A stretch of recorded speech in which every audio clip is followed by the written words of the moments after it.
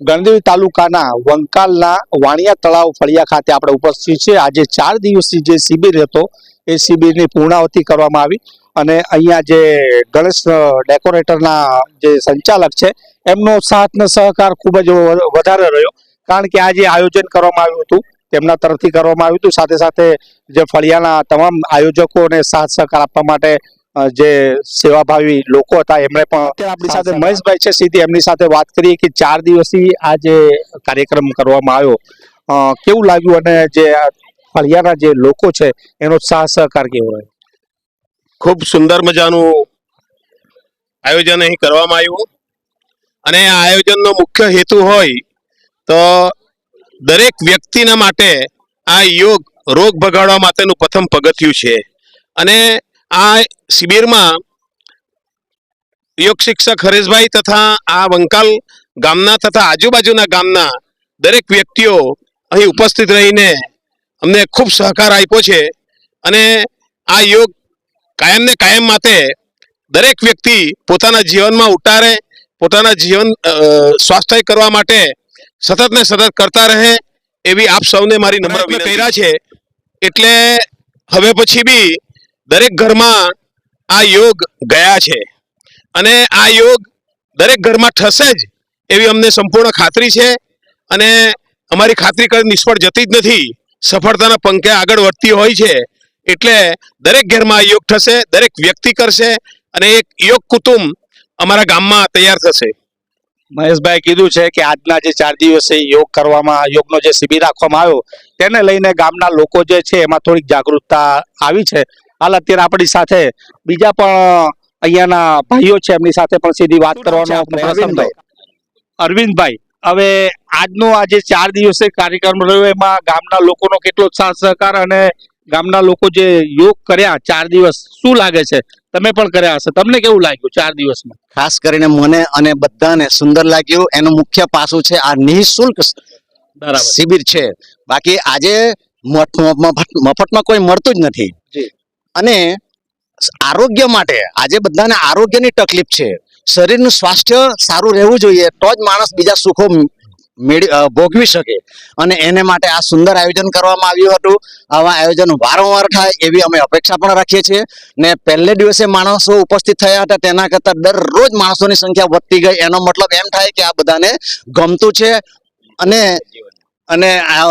એ લોકોને આ બધું પાસ કર્યું છે, એમને જાગૃતતા આવી, જાગૃતતા એમનામાં આવી ગઈ છે।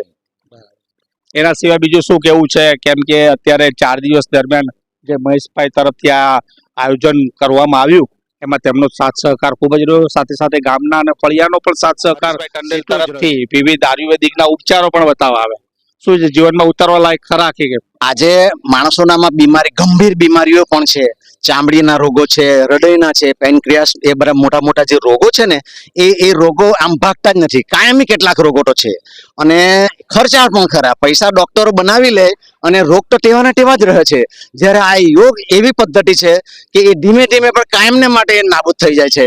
એટલે હરીશભાઈએ ખૂબ સુંદર વાતો કરી છે, માર્ગદર્શન આપ્યું છે અને આવા શિબિરમાં આનંદ આવી ગયો, ખૂબ આનંદ આવી ગયો। આપણી સાથે હરીશભાઈ ટંડેલ છે, યોગ ગુરુ પતંજલિના લગભગ 30 થી 35 વર્ષનો એમનો બહોળો અનુભવ છે યોગ બાબતે। તેમની સાથે સીધી વાત કરી અને જાણવાનો પ્રયાસ કરીએ। પ્રથમ તો 4 દિવસીય જે આજનો શિબિર હતું અને આજે સમાપન કરવામાં આવ્યું, ગામના લોકો અને આયોજકોનો તો સાથ સહકારથી જ આ નિઃશુલ્ક યોગ શિબિર થયો, પરંતુ આજે ગામના લોકો જે અત્યારે સાધકો જે બેઠા હતા એ 4 દિવસે આ કાર્યક્રમને લઈ અને એ લોકોને કેવો આનંદ આવ્યો તો તમને અહીંયા સ્ટેજ પર બેઠા બેઠા જ ખ્યાલ આવી જતો હશે। ખરેખર તો યોગ ઘણા બધા લોકો કરતા હોય છે, પરંતુ યોગને વિસ્તૃત માહિતી સાથે અને સચોટ માર્ગદર્શનની એમને જરૂર હતી। ઘણા બધા લોકો વર્ષોથી યોગ કરે છે, તો એ યોગને અમે લોકો થોડો વિસ્તૃત રીતે અને પદ્ધતિસરથી કરાવ્યો। મારી સાથે પૂરી ટીમ છે, જે મારા યોગ ટ્રેનર મિત્રો છે, લગભગ 15 જેટલા યોગ ટ્રેનર મિત્રો જે મારી સાથે છેલ્લા 20 વર્ષથી અને બીજા ટ્રેનર મિત્રો છેલ્લા 2 થી 3 વર્ષથી 1 વર્ષથી પણ જોડાયા છે। બધા ટ્રેનર મિત્રો એમને ત્યાં એમની જગ્યા ઉપર જઈને ફિઝિકલી એમને યોગ શીખવ્યા, આસનોની માહિતી આપી, જે કંઈ એમને આસનમાં તકલીફ પડતી હતી, પ્રાણાયામમાં તકલીફ પડતી, એમના વિશે એમને માર્ગદર્શન આપ્યું. અને એમના જે રિવ્યુ અહીંયા જ આવીને મને પહેલે દિવસથી જ એમણે આવીને કહેતા હતા કે સર મને આ બાકી રહી ગયું છે, અમને આ આસન કરાવો.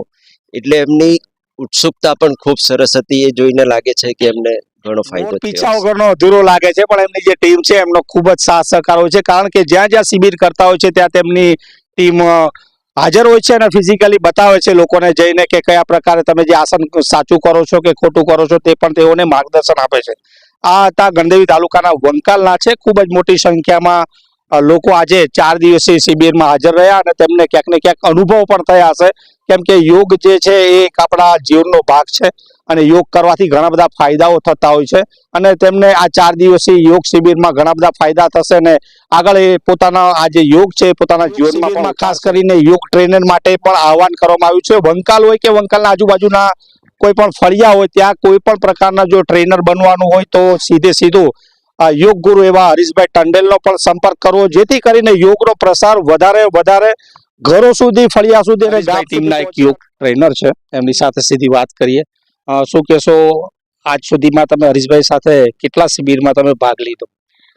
હું અત્યારે હાલમાં 1 વર્ષથી એમની સાથે જોઈન્ટ છું. એમ તો એમની શિબિર 20 વર્ષથી ઘણી પણ 200થી વધારે પણ શિબિર એમણે કરી છે.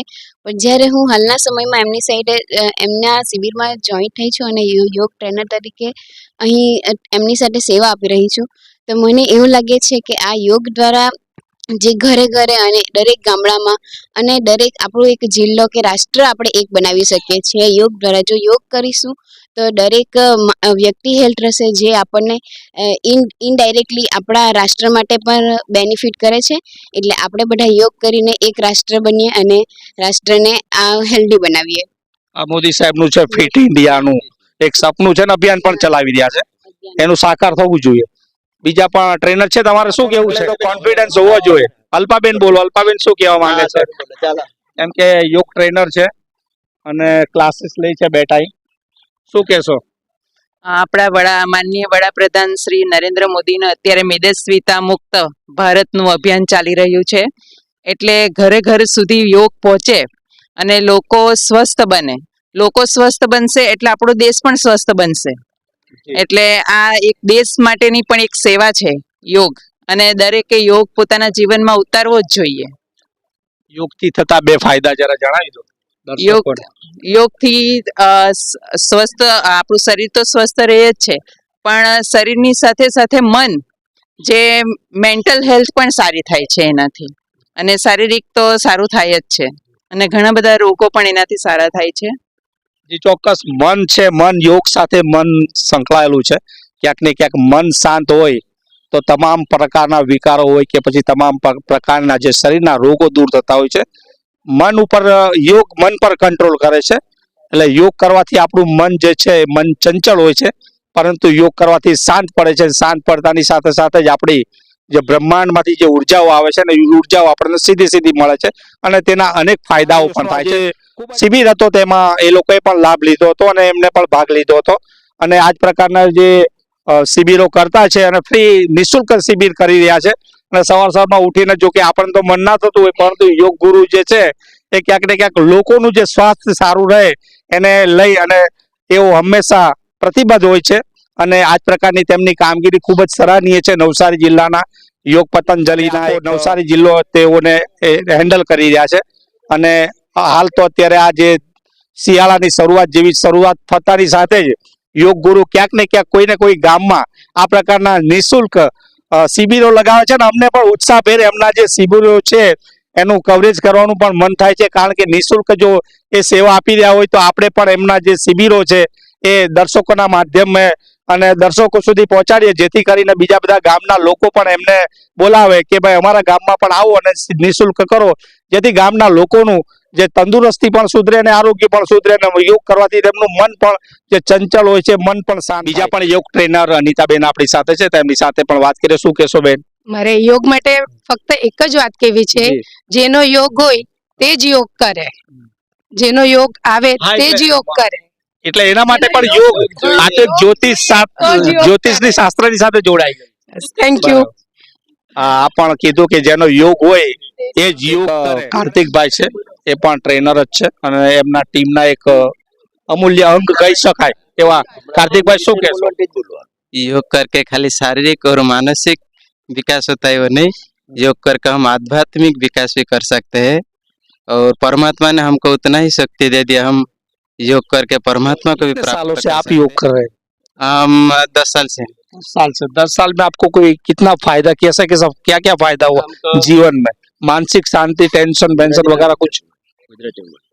पहला મને છે ને પેલા પ્રેશર થઈ ગયેલું, હાઈ બ્લડ પ્રેશર, તો ડોક્ટર ને દવા લખી આપી આજે આખી જિંદગી તારે ટીકડી લેવું જ પડે, જ્યાં સુધી જીવે ત્યાં સુધી તારે ટીકડી લેવી પડે.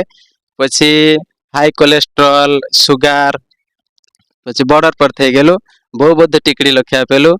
તો પછી મેં ઘરે બેસીને ચિંતા કર આટલી બધી ટીકડી લેવાનું, પછી ચિંતા કરતા કરતા બધું લાખી દીધું દવા. પછી ટીવી જોઈને બાબા રામદેવજીને આવે આસ્થા ચેનલ પર, એ જ કરતા કરતા પછી સુગાર, પ્રેશર બધું નોર્મલ થઈ ગયો. દૂધીના મુક્તાબેટીના જ્યુસ લેતો હતો થોડાક દિવસ, પછી હવે 10 વર્ષ થઈ ગયો કોઈ ટીકડી નથી કોઈ હજી. ટીકડી નથી. જે ચોક્કસ આ છે ફાયદા યોગના. 10 વર્ષથી કોઈ પણ પ્રકારની ટીકડી નથી લેતા, પ્રેશર સુગરની પણ ટીકડી લેતા હતા, પણ જ્યારથી યોગનો અપનાવ્યો છે ત્યારથી આ બધી ટીકડીઓમાંથી પણ મુક્તિ મળી ગઈ છે. આ છે યોગનો પ્રભાવ છે. ખૂબ જ મોટી સંખ્યામાં આજના શિબિરમાં લોકોએ, ગામના લોકોએ અને ગેટકીના જે બાળકોએ પણ લાભ લીધો અને અહીંયા ભાગ લીધો, એ બદલ અહીંયાના આયોજકો પણ તેમનો ખૂબ ખૂબ આભાર માને છે. અને આપણે આશા રાખીએ કે આ જ પ્રકારના શિબિરો પતંજલિના યોગ ગુરુ એવા હરીશભાઈ ટંડેલ ગામડે ગામડે કરતા રહે અને જેથી ગામડે ગામડેના જે ગામના લોકો છે તેમનું આરોગ્ય એકદમ સ્વસ્થ અને સારું રહે, એ જ આશા અને અપેક્ષા. અહેવાલો અને સમાચારો સાથે ધમધા ન્યૂઝ સાથે જોડાયેલા રહેશો. નમસ્કાર.